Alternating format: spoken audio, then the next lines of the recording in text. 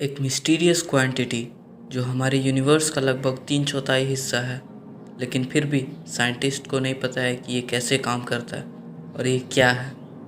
अगर ऐसा है तो हमें कैसे पता कि ये एग्जिस्ट करता है।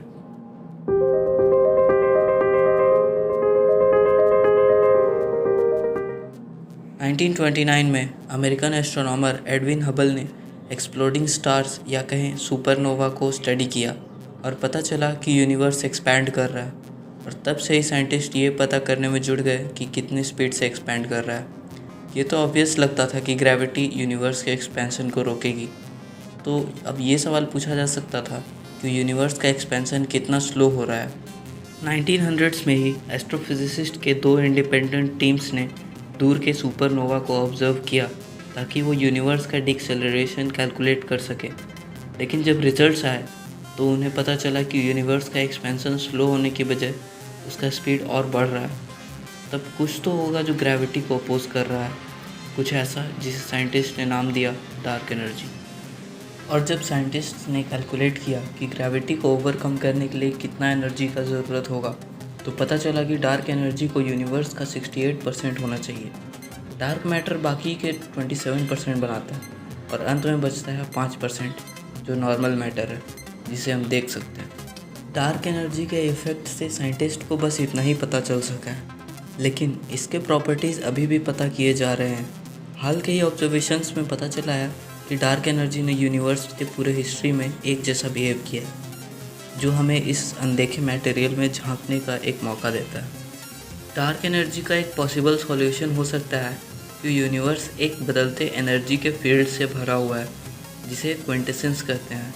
और दूसरा पॉसिबिलिटी इससे आ सकता है कि साइंटिस्ट्स को अभी ठीक से पता नहीं है कि ग्रेविटी कैसे काम करता है। आइंस्टाइन पहले ऐसे व्यक्ति थे जिन्होंने समझा कि स्पेस खाली नहीं है।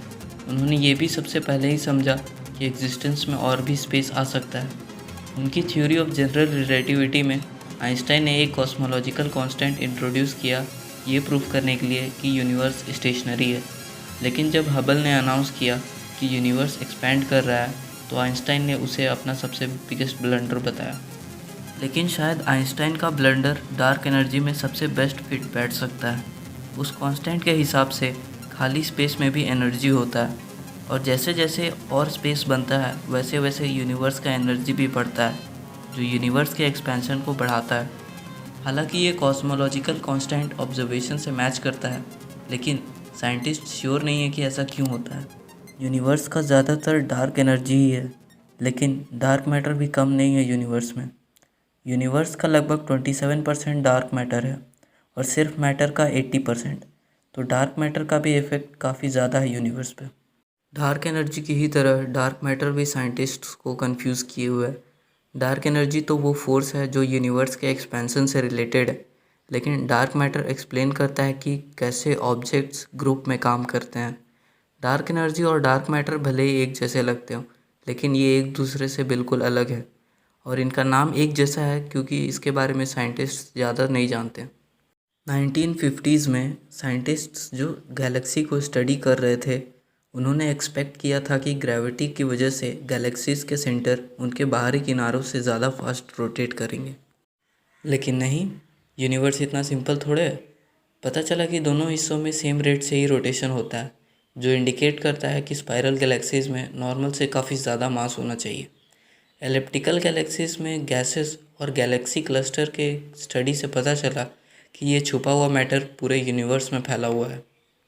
साइंटिस्ट्स के पास डार्क एनर्जी के लिए कई पॉसिबल रीजंस हैं, बहुत ही ज़्यादा डिम ऑब्जेक्ट से लेकर अजीबोगरीब पार्टिकल्स तक। डार्क मैटर या डार्क एनर्जी का जो भी सोर्स है, इससे ये तो क्लियर है कि यूनिवर्स उन चीज़ों से भी अफेक्ट होता है जिन चीज़ों को हम नहीं देख सकते।